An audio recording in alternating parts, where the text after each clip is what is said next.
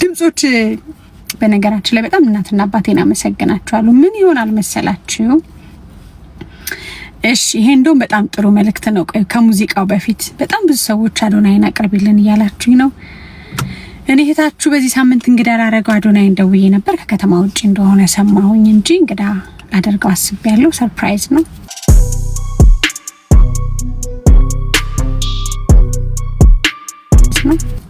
ጠብቁ። ከዛ በኋላ ደግሞ እና ሀና ልበላት የሚለውን ቮካል መስሪያ ሙዚቃ ማን እንደሆነ እስቲ እዚህ ጋር የምታውቁ ሰዎች ጻፉልኝ። እንደምን አድርጌ ሀና ልበላት በፍቅሯ መዓዛ ተሸነፍኩላት የሚለው ታውቁታላችሁ?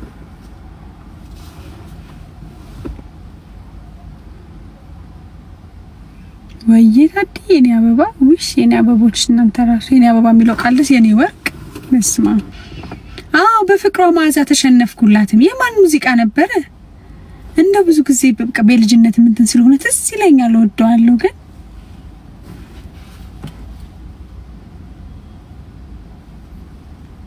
የማን ሙዚቃ ነበር? እንደምን አድርጌ ሀና ልበላት በፍቅሯ መዓዛ ተሸነፍኩላት የሚል አንቱ ሙሉ ግጥሙን ካላችሁ ጫውትላችኋል።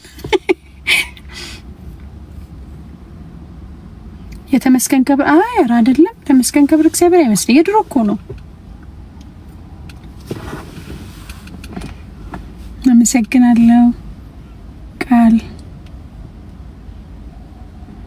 ወይ ታዲ የኔ ጨረቃ የኔ ፀሐይ የኔ ንግስት ወይ እግዚአብሔር ያክብራችሁ። እንዶ ቃሎቻችሁ ደስ ሲ የአስቴር አይደለም፣ አስቴር አወቀ አይደለም እሱ ሙዚቃ። ወደዳችሁት አይደለም? ቅንድቤን በጣም በጣም ቆንጆ ነው የተሰራሁት ቅንድቤንና በጣም የሚያምር አርጋ ይሰራችኝ። ቦሌ መድኃኔዓለም ሞል ላይ ትገኛለች። ኸርባል ቢዩቲ 20 አመት በላይ ነው የሰራችው። አሜሪካን ሀገርም ረጅም ልምድ አላትና እኔ ፈርቼ ኦምብሬ መሰራት ከዛ እሷ ጋር ሄጄ ቆይ እንዴት ላሳያችሁ፣ በጣም ናቹራል የሚያምር ሰራችኝና ሄዳችሁ ተሰሩ። ቦሌ መድኃኔዓለም ወይም ኢንተርኔት ላይ ኸርባል ቢዩቲ ብላችሁ ብትገቡ ስልኳን ታገኛላችሁ።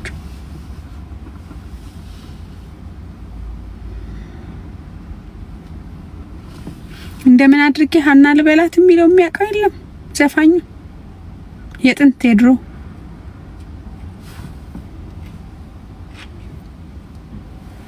እሺ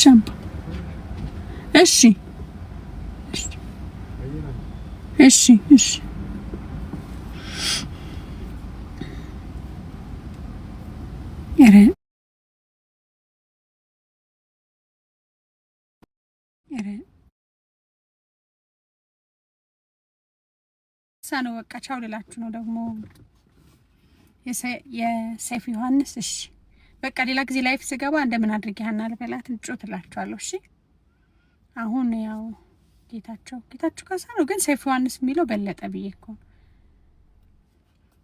የቆምኩበት ቦታ ቆየሽ መሸ ብለው አማኑኤል የጭንቅ መከራ አማኑኤል ደስ ይላል አይደለም? እንደ መዘመር ግን ደስ የሚል ነገር አለ በእውነት እንደ ሀሴት ያደርጋል።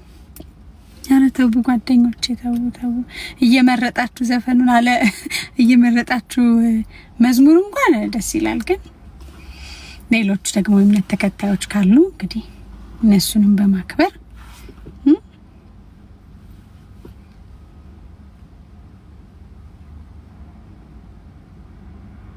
በእውነት እንኳን ደህና መጣ።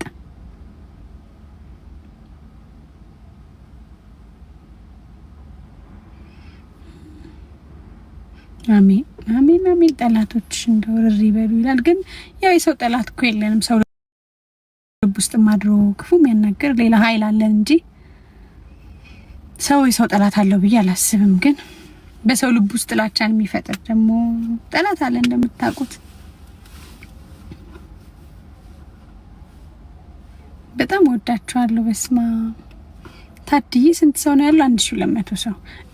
አንድ ቀን ላይቭ ገባሁና በዚህ በኩል የልብ ቅርጹን ቆጥሬ በቃ 67000 ሰው ላይፍ ያየኝ ነው ብዬ እንደው ስፈነጥዝ አንድ ኮሜንት ሰጪ አመሰግናለሁ ናርዲ ኮሜንት ሰጪ ምን አለኝ? አይ መቅዲ እሱ ልብ ቅርጽ ነው እንጂ ሰው አይደለም፣ ሰው ያለሽ 1000 ምናምን ሰው ነው የሚያይሽ ብሎ እንዴት ኩም እንዳረጋኝ ብታይና አሁን ለይቼዋለሁ። በዚህ በኩል እያየን እየተጫወትን ነው፣ እዚህ በኩል ደግሞ ልብ ቅርጽ ነው። አሁን ለይቻለሁ። ምን ልበላ አልችልም እንጂ መንዙማም የሙስሊም ደግሞ ወንድም እህቶቼን ብቻ ልላችኋለሁ። ግን ተናግሬያለሁ እኮ ብዙ ከቀድሞ ታሪክ ጋር የተገናኙ ነገሮችን አምለሰት ሙጬ ዩቲዩብ ቻናል ላይ የኔ ኢንተርቪው አለና ለመጀመሪያ ጊዜ ኢንተርቪው ነው የሰጠሁት። ግን ቆንጆ ኢንተርቪው ነበር። እዛ ላይ የምትፈልጉት ጥያቄ መልስ አለ።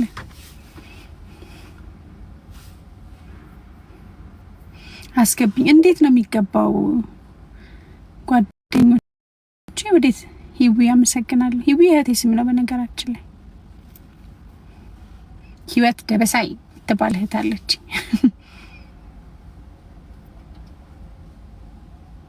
አመሰግናለሁ።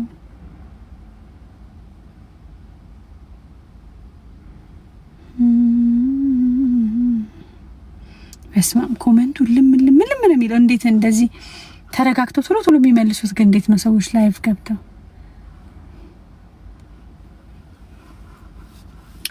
የሻምበል በላይነህ ምን ነበረ? እንዴት ነው አገሬ ነው አይደል? አረ እንዳልስት እንዳንዱ ወንድም የቤት ኪራይ ሲል አሁን የቤት ኪራይ የነዳጅ ወጪ የሆነ ወጪ ነገሮች ጊዜው ያጥርባችሁም ሲደርስ እንደዚህ የገቢ ነገር ቢረዝም ግን ጥሩ ነበር በእውነት። በቃ ይሄውን አሁን ቤት ተከራይቶ ለሚኖር ሰው በአንድ ጊዜ ወሩ ይደርሳል። እንደዚሁ ደሞዝ እንዲቶሎ ቢደርስ ብላችሁ አስባችሁ ነገር እውነት ወጪ ላይ በጣም ቶሎ ነው ጊዜው የሚፈጥነውና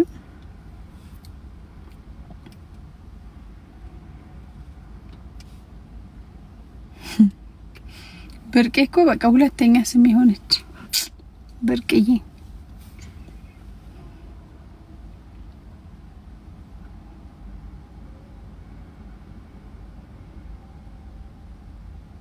አመሰግናለሁ በጣም እኔም በጣም ነው የምወዳችሁ። ቴንክ ዩ።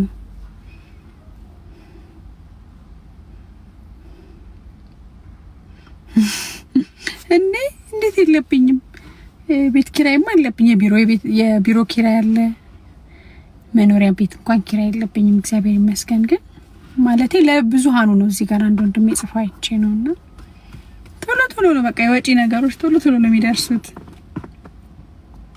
ግን ጊዜውም ይሮጣል እኮ አይቀርም። በቃ ልም ነው የሚለው ሰኞ ብሎ እሁድ መጥቶ እንደገና ሰኞ በቃ ሳምንቱ በጣም ቶሎ አስቡት። አሁን አዲስ አመት እንኳን ከገባ ኦልሞስት በቃ ወደ ህዳር በጣም እንትን ይላል።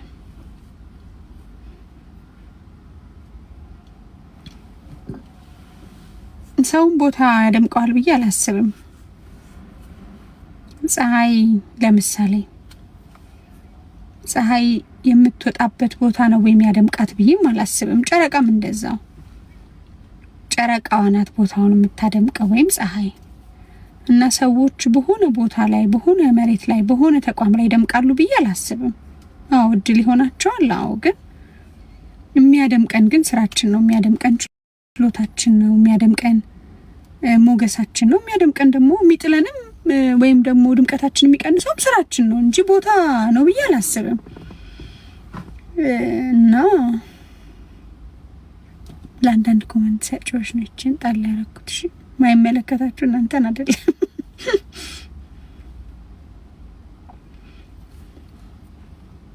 ሊፍት በዚህ ዘመን እንኳን በጣም ከባድ ነው። ሊፍት ስጪኝ ብላለች አንድ እህቴ። ሊፍት ግን ድሮ ሰዎች ሰውን ይሸኛሉ ትልቅ ሰው ምን። አሁን ግን ሁሉ ሰው በቃ ይሄ መጥፎ አጋጣሚዎችም ስለምንሰማ የመሸኘት ነገር እንትን ያለ ነው። ይፈራል ሰው። አመሰግናለሁ በጣም ቶፕ ፋን የምትረጅ ልብ ቅርጿ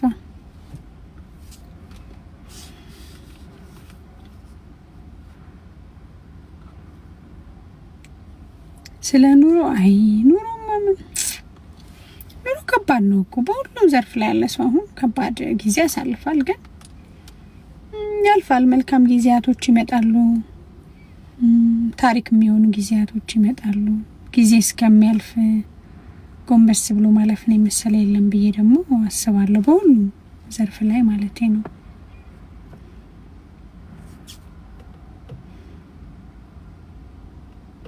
አመሰግናለሁ በጣም።